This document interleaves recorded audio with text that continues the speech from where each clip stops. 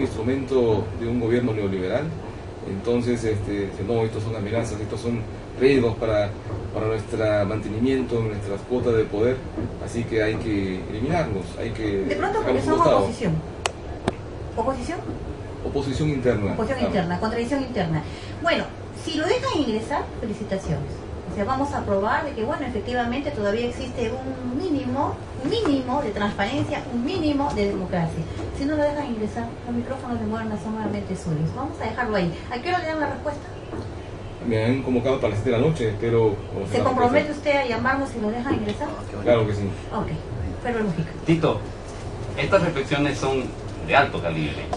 Y de alto calibre porque hay gente que no piensa. Y entonces cuando alguien comete el delito de pensar y decirlo en voz alta, rompiendo el pacto infame y tácito de hablar a media voz, como decía González Prada, se solivianta la mediocridad de su espíritu y entonces dice, no puede ser, están atentando contra la unidad del partido. En este caso, pareciera ser de que la maldición que le ha caído a Emiliano Palacios sacándolo del Congreso, porque la verdad es que lo han sacado. Confiamos en que en un acto de contrición esta gente pudiera actuar de algún modo sano, pero el que camina como pato, llora como pato, se expresa como pato, es pato, no hace otra cosa. No, los árboles y los chanchos no vuelan. En consecuencia, tengo la impresión y la sospecha de que no va a ocurrir así. No obstante, nos alegra mucho para la salud democrática del Perú que estas expresiones de las que usted es parte forjen y construyan una democracia interna, no sé si con los que están o con los que vienen. Creo que una reflexión sobre ese tipo de circunstancias son las a las que Tito puede acceder con mucha más facilidad que nosotros. ¿Qué dice Tito? Bueno, gracias en primer lugar por la invitación, por la posibilidad de tocar estos temas, por solidarizarse con Emiliano Palacios. Y creo que, digamos, el mensaje final sería el siguiente, ¿no? Que a pesar de todos estos problemas, yo veo en el APRA un acervo teórico, conceptual, vigente, que le da, si se trabaja bien, se le podría dar consistencia y proyección continental al APRA como ideología, como doctrina. Hoy día, por ejemplo, en la filosofía política y en las ciencias sociales hay nuevas teorizaciones. Los intelectuales pro de la India han sacado una serie de términos y conceptos. Hoy día se habla de la sociedad postcolonial, se habla de la subalternidad, ¿no? En la filosofía política se habla de la filosofía latinoamericana, filosofía de la liberación, términos, conceptos que encajan perfectamente con las nociones del pueblo continente de Orrego, de integración de América Latina, los foros antiglobalización, los movimientos a partir de Seattle, ¿no es cierto?, en la ronda del mundo del comercio, cuestionando al imperialismo en el campo financiero, comercial, productivo, la necesidad de bloques regionales antiimperialistas con un rol importante del Estado, confirman la viabilidad del aprismo, ¿no?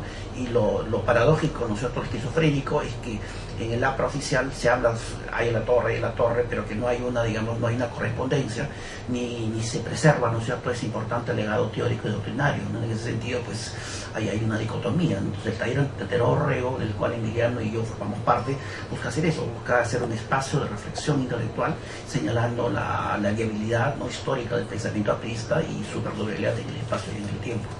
Muchas gracias, Tito, muchas gracias, Emiliano. Ciertamente para subrayar que hoy, sin saberlo quizás, o coincidiendo de repente, Manuel Rodríguez en su columna habitual de los lunes en La Primera, ha hablado del interamericanismo y que las democracias deben juntarse, el interamericanismo democrático y el imperio, dicho en los años 40 en plena Guerra Mundial, por el fundador del Partido Aprista, por ahí el pastor. Asunto que después ha sido criticado. Muy bien, esta ha sido una tarde muy simpática, muy interesante. Muy bien, señores, ahora se trata de ver qué ocurre en el Congreso. Para eso tendremos todavía la chance del día miércoles y los días que vienen, si nos dejan. Bien, pero yo me estoy quedando aquí con una frase que está usando Luis Alberto Salgado y que el día de hoy aparece en un medio de comunicación, donde dice que en el Partido Aprista los que se encuentran en estos momentos a cargo del Congreso son senderistas de derecho. Esa es la forma como lo está catalogando Luis Alberto Salgado en una entrevista central en la cual aparece pues dando fe de este Congreso. También dice no hay democracia interna y la militancia lo sabe. Lo vamos a dejar ahí, 4:43, la hora oficial en todo el país. Continuamos si gustas con este tema, sí, vale la democracia interna y que la militancia lo sabe. Sí, y vale la pena reivindicar no la frase exacta, sino la posibilidad que haya dicho estas cosas en voz alta Porque el caso de Luis Alberto Salgado es un caso impresionante. Y ocupa una central, ahí fíjate que declara ahí. Luis Alberto Salgado ha sido expulsado. Sí. Y cuando él apela, ojo Emiliano, cuando él apela, lo vuelven, le ratifican la condena. O sea, sigue expulsado. No obstante, le ha hecho una serie de giras. Sí. Sea esta la oportunidad para transmitirle vía a ustedes y vía al aire nuestra invitación para que siga diciendo estas cosas, porque una cosa va a ocurrir este fin de semana, el Congreso, o estos días. Y luego de eso, ¿qué? Y después de la guerra, ¿qué? Era un título.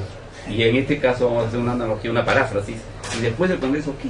Bueno, pero ya lo ha dicho Salgado, dice, voz de alerta para todos los apristas sobre lo que va a ocurrir este fin de semana. Dice, resignación nunca. El Congreso del 5, 6 y 7 de marzo es un episodio, nada más, es un episodio, pero claro que estén en alerta, que se restituya en el próximo Congreso una dirigencia que reconstruye el pacto de buena fe que marcó el liderazgo de Aya de la Torre entre la dirigencia nacional con la militancia. Esto es solamente un episodio. Muy bien, hay que alabar, eso no son frases de Luis Alberto, que respetamos, que no tenemos por qué compartir, ni tampoco discrepar. Nosotros somos informadores y decimos la verdad en base a los fundamentos de cada quien. Y por tanto las repetimos, porque los informadores hacemos eso, creamos y ayudamos a la contribución de lo que es hacer opinión. Pero no obstante, nosotros somos simplemente chasquis, pero a veces en el Perú a los chasquis nos meten a la cárcel.